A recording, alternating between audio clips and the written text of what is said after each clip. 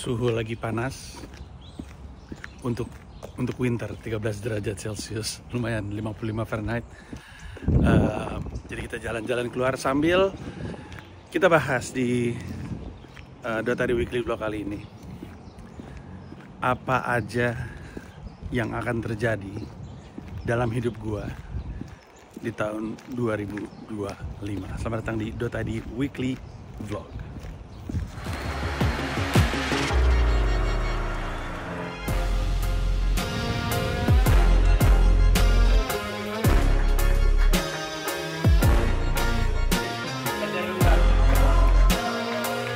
Officially my first ever payment.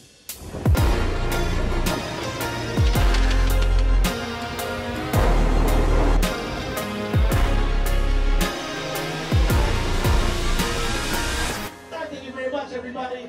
Thank you. Give it up for your host.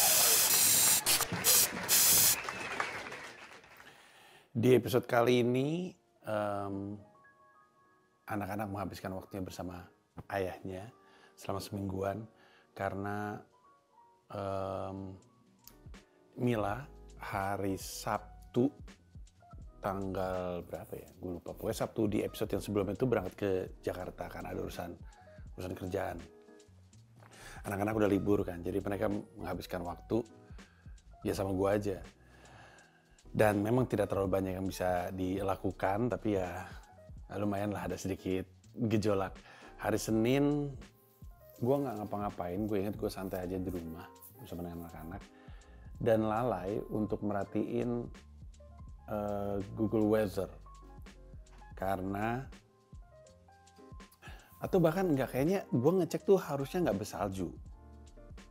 Gue tidur, gue bangun-bangun, tiba-tiba udah abis lagi ditutup sama salju nih. Ini nggak ada dataran kosong, abis semua yang ketutup sama salju. Termasuk lagi-lagi sidewalks gue di depan. Dan di episode sebelumnya kan gue cerita ya soal kegusaran gue soal salju dan nggak tahu gue mungkin nggak belajar dari pengalaman gue sendiri, nggak gue garamin. Akhirnya kemarin gue bersihin saljunya. Lucunya adalah gue sebenarnya lagi di tengah-tengah live. Gue lagi live di Instagram kalau gue nggak salah. Terus gue ngomel soal salju. Terus gue kasih lihat kayak gimana keadaannya. Terus orang bilang, coba bang nyerok bang gitu. Terus akhirnya gue nyerok live. Masih ada di Instagram gue nyerok. Lalu gue nyerok, sampai bersih, sampai lumayan bersih. Habis itu akhirnya gue tabur sama garam untuk memastikan biar cepet cair yang nggak bersihnya, sisa-sisanya cepet cair dan supaya kalaupun salju lagi nggak kenapa-kenapa. Nggak salju lagi sih, tapi yang penting gue udah naburin garamnya. Nah, dan gue kasih lihat garamnya seperti apa, bukan kayak garam makanan, lebih kasar bahkan garam. Nah, ini adalah garam yang nanti mesti ditabur di sana, biar kalau ada salju lagi gampang mencairnya. Garamnya lagi beku nih. Udah, itu hari Selasa, hari Rabu adalah Christmas. Nah kalau Christmas, kalaupun gue mau, gue nggak bisa pesan makanan apa-apa. Semua restoran tutup, semuanya pada tutup. Yang buka-buka paling mungkin tempat-tempat belanja kali ya mungkin di Fifth Avenue, di Soho, mungkin di Times Square ada toko-toko yang buka, tapi bukanya agak siang. Tapi kalau mom and pop store gitu atau restoran-restoran yang turun-temurun tuh biasanya pada tutup semuanya. Ya udah, akhirnya kami menikmati hari Natal di rumah aja. Gue masak nasi goreng. Terus menurut gue harus menguasai the art of fried rice. Menurut gue kalau jadi orang Indonesia atau mungkin orang Asia secara umum harus bisa minimal masak nasi goreng. Dan tentu lebih mudah kalau pakai kayak bumbu gitu ya, kayak Indofood kan suka ada bumbu tuh, itu mungkin mudah.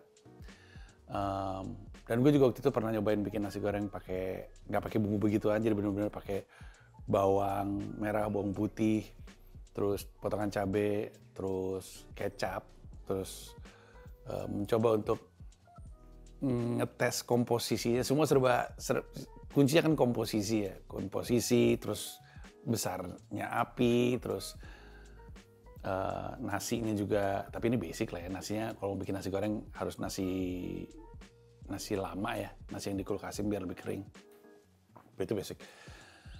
Jadi ya gue masih mencoba untuk menemukan balance-nya gitu. Kalau nasinya segini, bawang-bawangannya seberapa banyak, terus kecap seberapa banyak, terus gitu-gitu lah pokoknya. Tapi ya hasilnya anak-anak suka. How's it, Po? It's nice. It's nice. Nasi gorengnya enak. Nah, Mbak Ade, enak. Terus di tanggal 26-nya, gue ngajak anak-anak keluar. Biar selama seminggu ada ke kotanya lah. Walaupun sebenarnya mereka iya enggak ya. Cuman setiap kali ditawarin toko buku pasti iya. Terutama Barnes & Nobles. Jadi gue tanya, mau nggak ke Barnes & Nobles untuk beli buku, sekalian beli kado untuk ada namanya Sai, temannya mereka yang tanggal 30 itu hari Senin ya. Hari Senin berulang tahun, Senin depannya.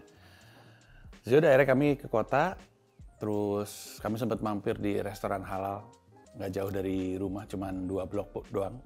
Makan bentar, makan siang bentar, kelar dari situ kami naik transportasi umum ke kota, ke Barnes & Nobles. Gue nggak ada footage di situ, karena terlalu hektik, penuh banget, gila tuh. Tanggal 25 kan mungkin paling penuhnya ya, atau nggak tahu juga deh gue, ya turis lah mungkin. Tanggal 26 gue pikir agak redaan lah, dan kayaknya mungkin agak redaan tapi tetap banyak banget. Jadi Barnes & Nobles tuh hektik banget. Gue beli buku, Syira beli buku, Dipo juga. Kelar dari situ, gue ngasih surprise ke Dipo, ngajak dia ke Apple Store untuk beli iPhone baru. iPhone itu iPhone yang udah lama banget. iPhone 10 kalau nggak salah dia. iPhone 10 ya. 10S, ada nggak sih 10S? Pokoknya iPhone udah lama banget. Dia tuh emang kalau nggak dipaksa ganti, nggak mau ganti handphone. Tapi akhirnya handphone ini udah layarnya udah hancur, terus udah kesulitan untuk nge-charge, dan bukan karena kotor bawahnya, karena gue bersihin juga. Terus ya udah akhirnya kita ke Apple Store. Apple Store juga gila penuhnya, bukan main. Kelar dari situ karena di Fifth Ave, dan karena anak-anak gue adalah penikmat Nintendo, gue tanya aja, ini mumpung kita lagi di kota, mumpung kita lagi di Fifth Avenue, mau ke Nintendo Store nggak? Mau, kata mereka. Ya berangkat kita ke sana. Berangkat, itu paling penuh lagi Nintendo Store. Nah itu gue ada footage-nya tuh. Penuh sepenuh-penuhnya manusia, buset dah. Terus Dipo beli game baru. Namanya apa ya? Timkin, Kimtin, Timik, apa ya? Gue lupa. Terus Syira ada kayak beli baju gitu. Terus habis itu kami pulang. Itu hari Kamis tuh. Hari Jumat gue cuman keluar untuk nuker galon. Gue ada banyak galon. Ini juga mau gue tuker nih. Beli isi. Karena nggak tahu ya, di Amerika nih rada aneh. Lu bisa beli online. Miringnya nggak pas. Set. Lu bisa beli galon online, tapi dia kalau online nggak bisa tuker isi. Atau gue nggak tahu ya, tapi nggak bisa tuker isi. Tempat terdekat untuk tuker isi ada namanya di Key Food. Jadi gue berangkat ke sana, bawa kereta ini, bawa isinya, terus balik lagi ke sini. Hari Jumat, hari Sabtu cuma main game aja di rumah sama anak-anak, main Nintendo Switch. Terus udah. Ya sepanjang minggu gue banyak masak aja. Terus menghabiskan waktu sama anak-anak, banyak baca buku. Bahkan jadi gue lagi baca buku sekarang, bukunya udah setengah jalan. Jadi waktu di Barnes & Nobles gue beli buku baru. Nanti ketika buku yang gue baca ini habis, gue pindah ke buku yang baru itu. Buku itu setengah jalan, gue udah tahu gue mau beli buku apa lagi. Kita 2025 gue menghabiskan waktu untuk banyak belajar. Nah, terkait 2025. Ini kan episode yang akan tayang tanggal 6 Januari. Ini episode pertama di 2025. Gua ngerjainnya 1 Januari ini. Ini gua ngerjain ini nih 1 Januari. Yang berarti vlognya sih sebenarnya belum ngomongin tahun baru ya. Vlog tahun barunya itu bakal rilis mungkin tanggal berapa? 12? Pokoknya minggu depannya lagi deh. Kan tanggal 16 ini, nah minggu depannya lagi itu tentang tahun baru. Itu juga cukup lucu, nanti lu tungguin aja. Lu bisa ngelihat bagaimana kami memutuskan untuk merayakan tahun baru.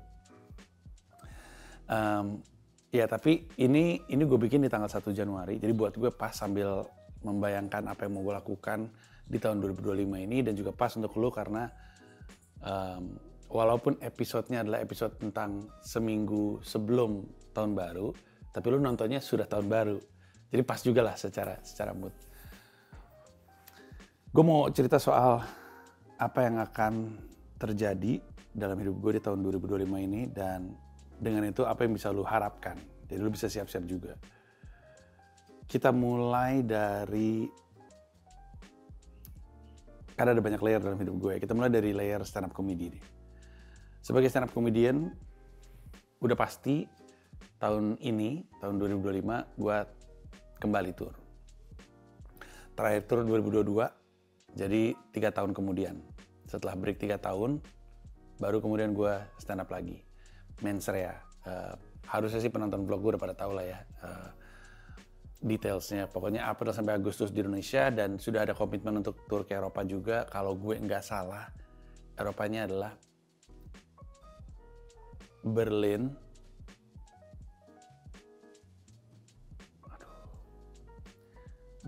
Den Haag,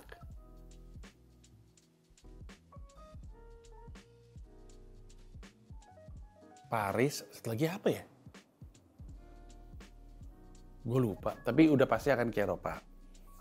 Terus lagi ada penjajakan ke kota-kota lain. Amerika pengen gue jalanin, tapi ya mungkin gue aja bikin sendiri di sini.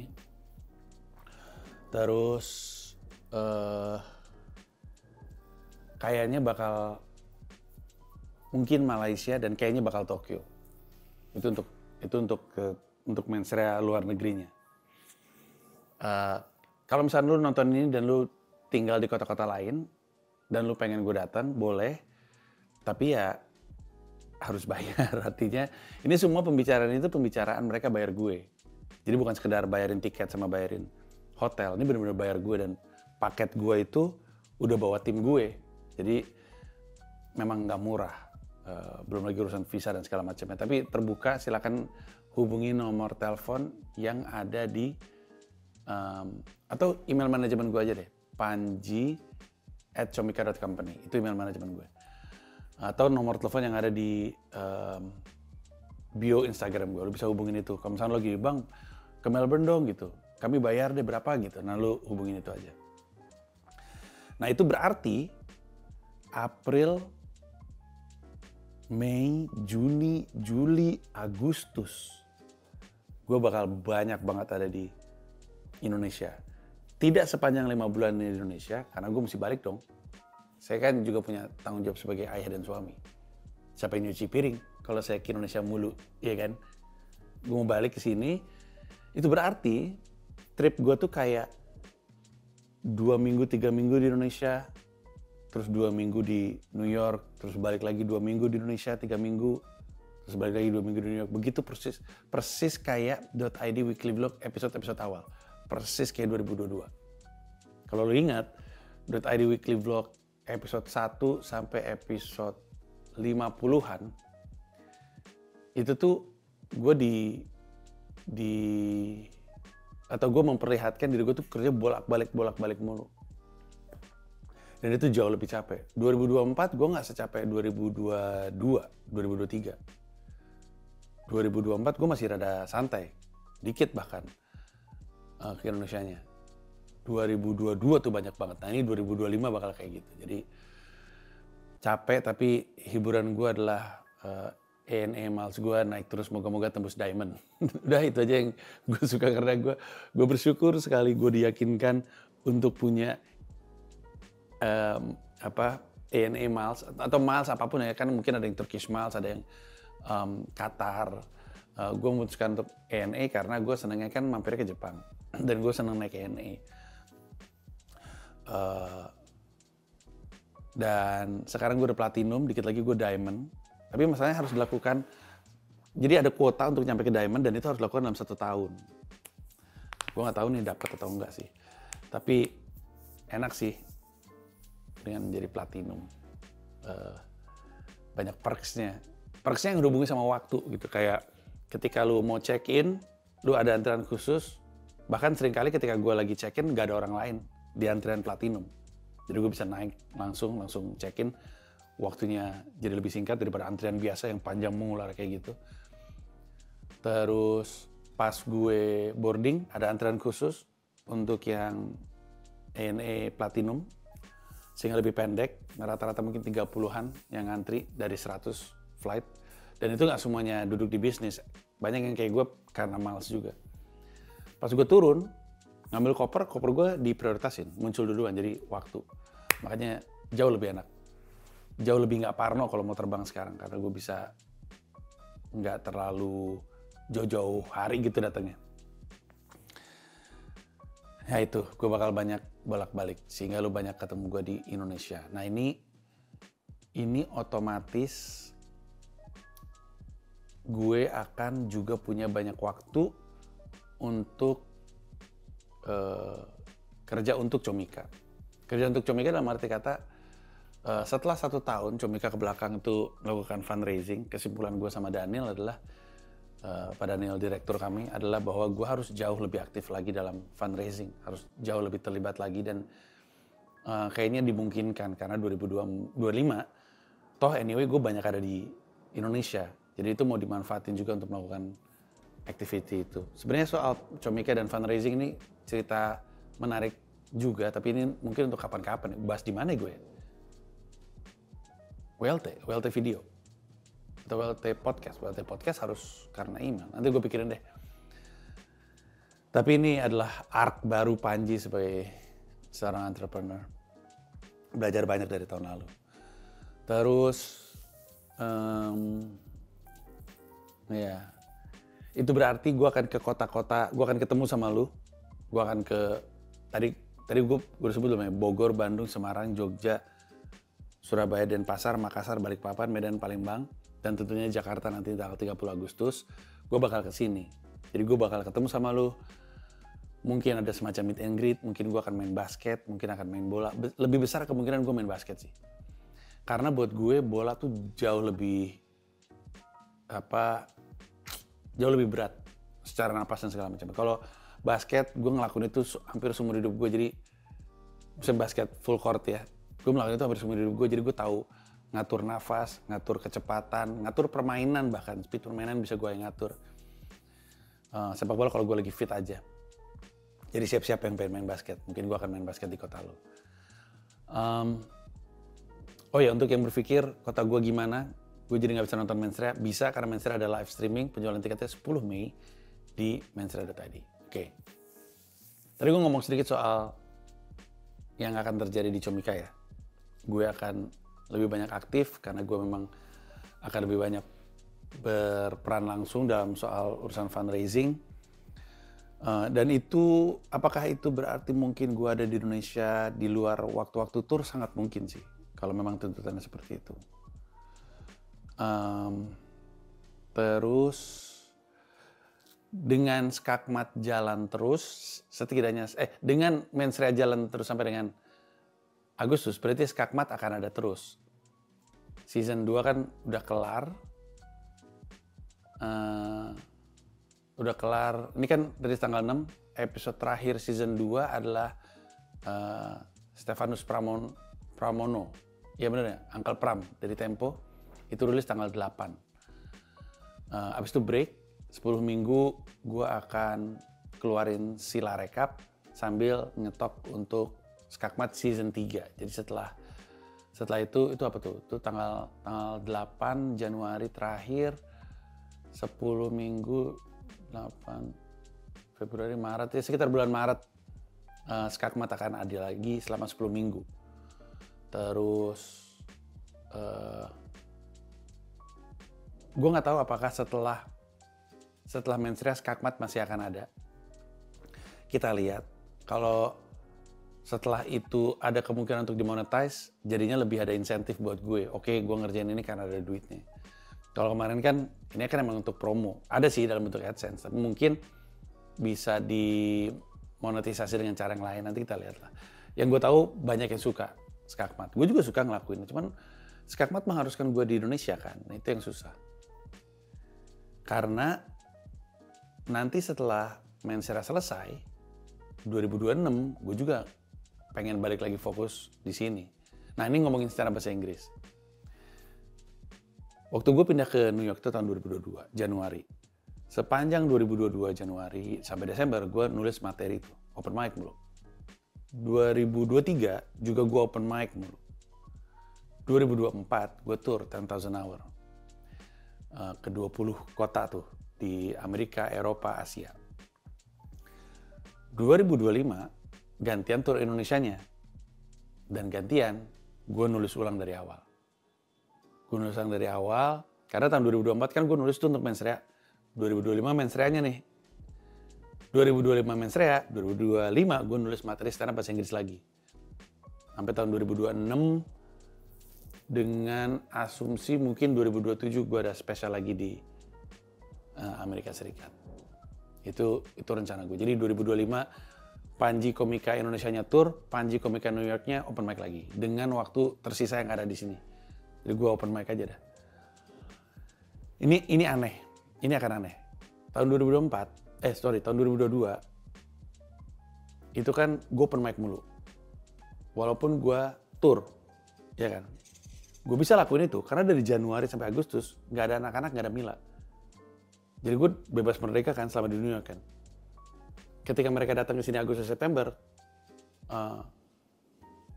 turnya Komodo Bonoy sudah hampir habis, seperempat jalan.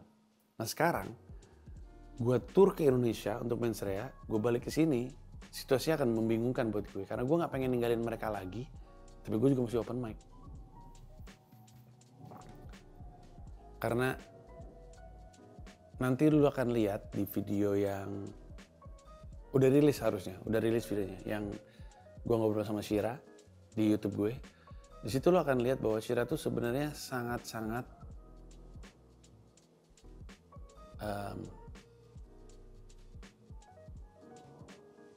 sangat-sangat kangen kalau gue ke Indonesia kelamaan. Dia cerita di video itu dia nangis berapa kali di sekolah karena kangen sama gue. Jadi buat gue ini rumit sekali. Prediksi gue sih tahun 2025 akan jadi tahun yang sangat-sangat berat. Berat banget.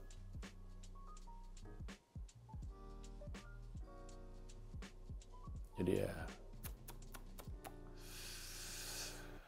berat secara fisik ya, karena tadi gue ceritakan kayak apa tuh kesibukan gue. Berat secara mental, karena ya beban pikiran, soal kerjaan, soal stand up, soal karir, soal keluarga.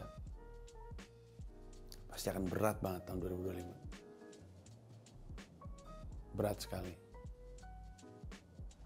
Dan itu membuat gue harus jauh lebih baik lagi secara fisik. Gue harus jauh lebih disiplin lagi soal makan gue, soal tidur gue. Gue mau mencanangkan tahun 2025 adalah tahun banyak tidur. Karena gue makin kesini tuh makin banyak riset soal tidur. Dan tidur itu benar-benar dibutuhkan untuk kita semua, gue terutama. Karena kan defisit tidur gue kemarin-kemarin udah kebanyakan. Nah, walaupun tidak bisa balik, tapi berapapun tidur yang bisa gue dapatkan, diusahakan untuk dilebihin. Jadi misalkan gue tidur biasanya 6 jam, 7 jam aja. Jadi 7 jam ketika tidur. Itu udah nolong banget. Karena ngebalikin dampak dari kurang tidur secara akumulatif, mesti dilakukan secara akumulatif juga. Jadi, kalau kata ahli, banyakin tidur aja. Lu biasa tidur 6 jam, jadiin 7 jam. Biasa nggak pernah tidur siang, paksain tidur siang. Sabtu Minggu terutama kalau yang kantoran gitu ya. Kalau lu wirausaha, atur waktu lu untuk bisa tidur siang. Colong aja sejam. Biasanya nggak pernah tidur siang, colong tidur sejam. Pokoknya banyakin tidurnya. Karena itu terutama akan memperbaiki otak kita. Beneran deh. Gue nonton video Diary of a CEO ya kalau nggak salah ya. Yang si hostnya itu wawancara ahli tidur yang mencoba untuk megang atlet gitu. Pokoknya fokusnya di atlet. Gue waktu itu lagi mikir, kenapa ya gue kalau habis jet lag tuh khawatir lari. Apakah gue harusnya nggak perlu khawatir atau harus khawatir? Karena ini kan pemain sepak bola Eropa ini kan, buset mereka kan terbang mulu kerjanya kan. Pasti mereka jet lag juga, tapi main bola di level tertinggi gitu. Gimana cara mengatasinya? Atau F1, atlet F1 itu kan juga sama kan. Akhirnya gue nonton itu, ternyata emang beneran tidur jadi kunci. Ketika udah nyampe, tidur tuh dibanyakin. Jadi gue mau mencanangkan 2025 sebagai tahun banyak tidur. Kalau gue harus mendisiplinkan, bayangin. Tidur harus didisiplinin. Tidur yang malam berapa sih, tapi tidur siang juga mesti dipaksain. Karena itu ini akan terdengar tolol untuk banyak orang yang tidak ngeriset soal ini, tapi ini akan ngebantu gue membuat otak lebih tajam, response time lebih baik. Di video itu yang gue lihat itu ya, dibahas soal atlet yang jam tidurnya cukup sama atlet yang jam tidurnya kurang dalam response time di lapangan basket, di lapangan bola, di F1, response time. Ketika ngasih reaksi terhadap sesuatu. Dan itu tuh benar-benar bisa berdampak besar. Ada statistik soal persentase akurasi free throw yang lebih tinggi.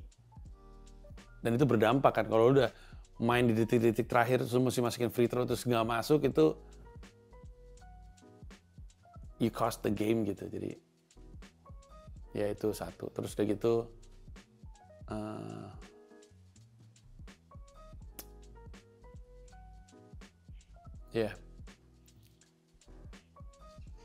tidur.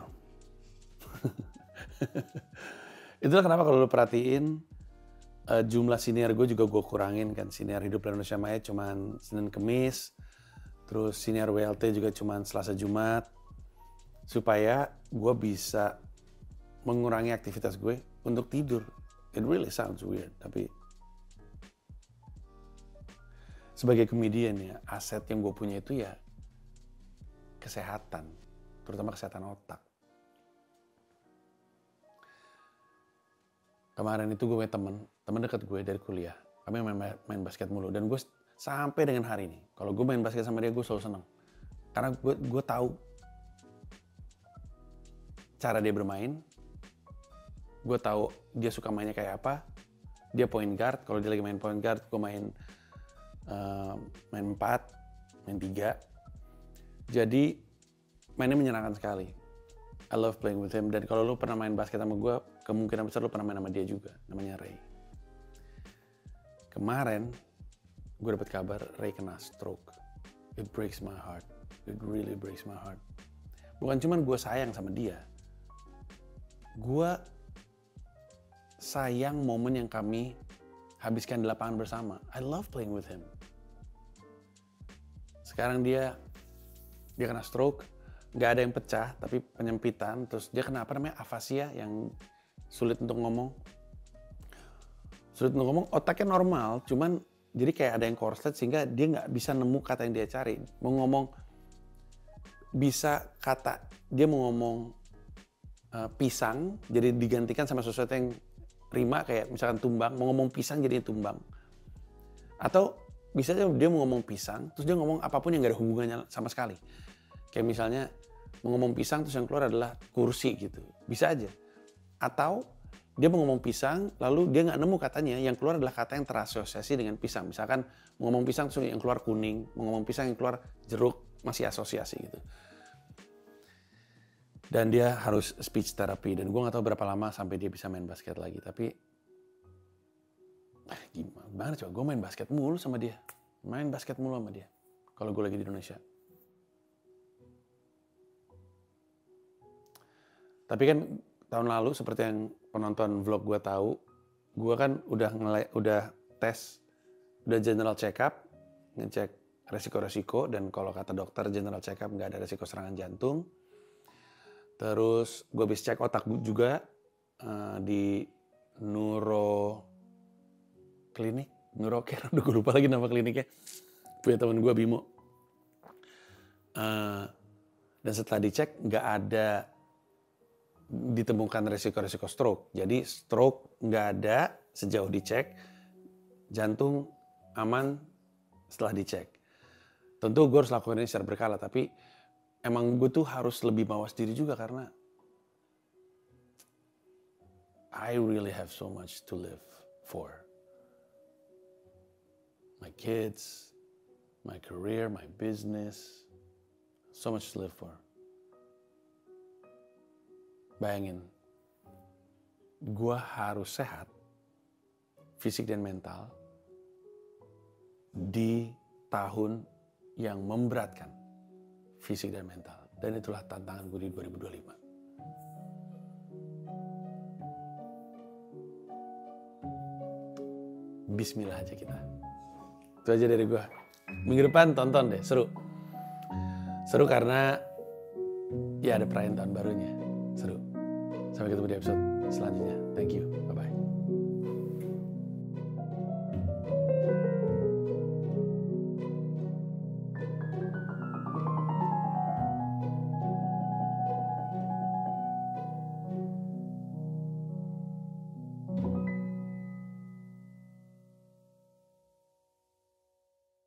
Terima kasih banyak udah nonton video ini sampai akhir. Mau mengingatkan saja bahwa seluruh video gua stand up di New York City bisa lo akses dengan menjadi member YouTube gua.